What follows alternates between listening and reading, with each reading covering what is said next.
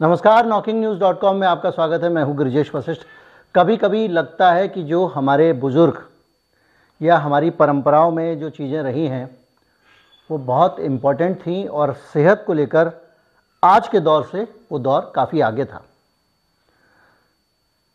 बचपन में अक्सर आपने देखा होगा, बच्चे को बचा के रखो, ठंड बैठ जाएगी। आमतौर पे जितने गर्म कपड़ों की ज़रूरत होती है उससे एक ज़्यादा ही पहनाया गया है इस देश में।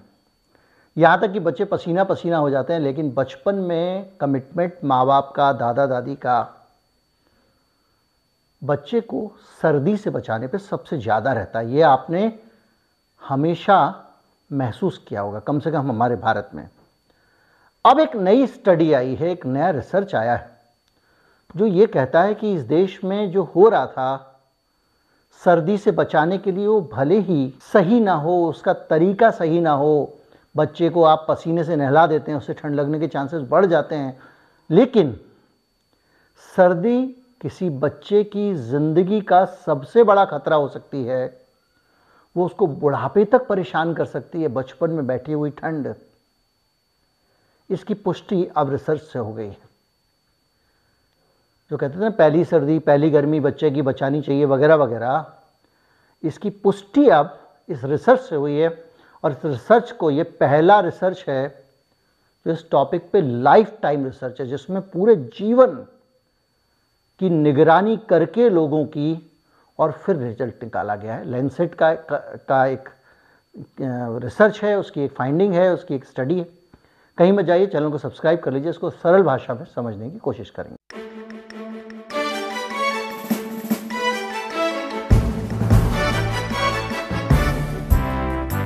भारत में सालों साल से एक परंपरा चली आ रही थी कि छोटे बच्चों की ठंड बचानी है, पहली ठंड और पहली गर्मी बचानी है।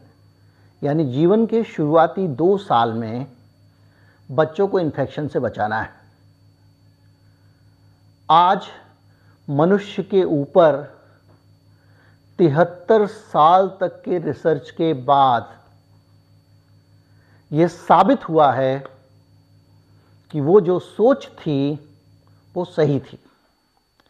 लैंसेट की एक स्टडी है, 1946 में उन्होंने 3589 लोगों को अपनी स्टडी में शामिल किया जो उस समय पैदा हुए थे। आप सोचिए, 1946 से लगातार उन लोगों के जीवन पर नज़र रखी जा रही थी और इसमें यह अंदाज़ा लगाया गया कि इसमें जो स्टडी आई है उसके हिसाब से जो सभी लोगों की, जितने लोगों की अकाल मृत्यु हुई, उन सब को शुरू के 2 साल में इन्फेक्शन हो चुका था। 2017 में 3,90,00,000 के करीब मौतें हुई हैं, एक एस्टीमेट है। और 7% है ये, जो टोटल मौत लोगों की हुई है पूरी दुनिया में, उसका 7% है ये। और इनमें सबसे ज़्यादा COPD के केस थे। COPD क्या होता है? Chronic obstructive pulmonary disease. आप कहोगे आपने तो और कठिन बता दिया। क्रॉनिक मतलब ऐसी बीमारी जो लंबे समय से चली आ रही है। एक्यूट मतलब तुरंत हुई। कई लोग एक्यूट का मतलब सीवियर से समझते हैं। सीवियर अलग होता है, जब बहुत तेज हो। तो क्रॉनिक मतलब जो लंबे समय से चली आ रही है, जो पुराना मरीज है। एक्यूट मतलब अचानक हो जाए, और एक सीवियर होता है जब ज़्यादा उसकी तीव्रता बढ़ जाए तो वो सीवियर हुआ। तो ये मामला कह रहा है कि जो COPD है, जो क्रॉनिक ऑब्स्ट्रक्टिव पल्मोनरी डिसीज, यानी जो सांस लेने का ट्रैक है ना, पेड़ की जड़ों की तरह फेफड़े के अंदर नलियां फैली होती हैं, इनके अंदर अड़चन पैदा हो जाती है, अस्थमा के कारण सिकुड़ जाती हैं, कुछ और हो जाता है। उस तरह की बीमारी से मरने वालों की संख्या 7% थी 2017 में। तो जो 1946 में 3589 लोगों को उन्होंने पार्टिसिपेट कराया था, उन लोगों में से 25% जो लोग हैं वो 2 साल की उम्र से पहले उनको कभी ना कभी या तो ब्रोंकाइटिस हुआ था और या फिर उनको निमोनिया हुआ था। 19% जो लोग थे इनमें से वो 73 साल की उम्र पूरी करने से पहले उन्हीं बीमारियों से मर गए जो फेफड़े से संबंधित थी। और ये जो मरे उनमें से 8% सीओपीडी के कारण मरे हैं। मतलब 19% लोग मरे 73 साल से पहले, लेकिन 19 में से जो 8% थे वो सारे के सारे उन बीमारियों के कारण मरे जो 2 साल से पहले फेफड़ों में ठंड बैठ गई थी, भारत की भाषा के हिसाब से। यानी जिन बच्चों को फेफड़ों में ठंड बैठी थी उनकी बाद में जाकर मौत हुई। और जब कोरोना से, आप इसको कोरोना से जोड़ के देखते हैं, तो जो कोरोना काल के अंदर जो मौतें हुई हैं उनमें बहुत बड़ा हाथ फेफड़े की मौतों से जुड़ा हुआ है। अभी आप और सारे कारण देखेंगे और स्टडीज आएंगी।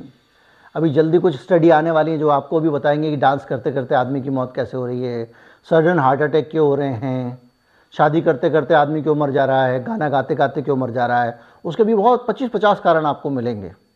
आप देखिएगा, कारणों में एकदम नए नए कारण सामने आएंगे, क्योंकि अब स्टडी चल रही है ना। तो ये जो कहते हैं, ये कहते हैं कि ये जो मामला है ये खतरनाक है। इसके अलावा इसमें कुछ चीज़ें छूट गई हैं जिनको इससे रिलेट नहीं किया गया है, वो हैं स्मोकिंग वगैरह। लेकिन एक चीज़ और है, ये स्टडी कहती है कि इसको आप अभी तक ये मानते थे कि धूम्रपान से हो गया, ये हो गया, वो हो गया, लेकिन एक क्लियर कट लिंक जो है अब मिला है। ये स्टडी करिए। इसका मतलब ये नहीं कि धूम्रपान अभी इससे बाहर हो गया है, धूम्रपान के कारण ये नहीं होता है, ऐसा नहीं कहा जा रहा है।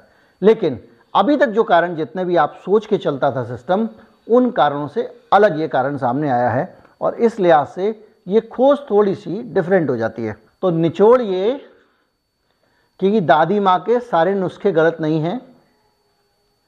निचोड़ ये कि आप अपने बच्चों की 2 साल की उम्र तक उनको इन्फेक्शन से बचाएं। निचोड़ ये कि उनको बचा कर रखें।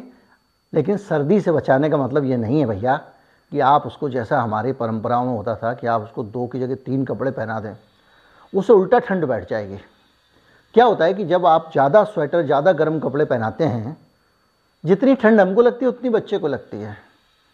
आप उसमें एक आध कपड़ा कम ज़्यादा कर सकते हैं। लेकिन आप सोचें कि आपने उसको बहुत टोपा भी पहना दिया, उसको गर्म कपड़ा भी पहना दिया, कोट भी पहना दिया। ऐसी स्थिति में क्या होता है कि जब आप ज़्यादा गर्म कपड़े पहनते हैं तो स्वेटिंग होती है। स्वेटिंग क्या? शरीर में पसीना आता है, और पसीना आपके शरीर के तापमान को ठंडा करने के लिए आता है। ऐसे में किसी भी वजह से अगर हवा का एक्सपोजर हो गया, उस पसीने को हवा लग गई, आपने कहा ठीक है भाई अभी तो हमने गर्म कपड़े पहना के रखा था, अब हम इसको मालिश करने जा रहे हैं, और आपने कपड़े उतारे, उसने ठंडा ठंडा उसका शरीर है, तो ये ठीक नहीं होगा। इसलिए कपड़े उतने ही पहनाएं जितना कि बच्चे को गर्म की ज़रूरत है। और ये एक, उसके बावजूद ये एक सावधानी ज़रूर जो है वो अनुभव पे आधारित थी कि 2 साल की उम्र तक अगर बच्चों को इन्फेक्शन होता है तो लंबे समय में इसकी रिस्क हो सकती है, जो आपके सामने है। उम्मीद करता हूँ वीडियो अच्छा लगा होगा, जानकारी परक लगा होगा। अच्छा लगा हो तो ज़्यादा से ज़्यादा लोगों तक पहुँचाए, चैनल को सब्सक्राइब कर लें। नमस्कार, जय हिंद।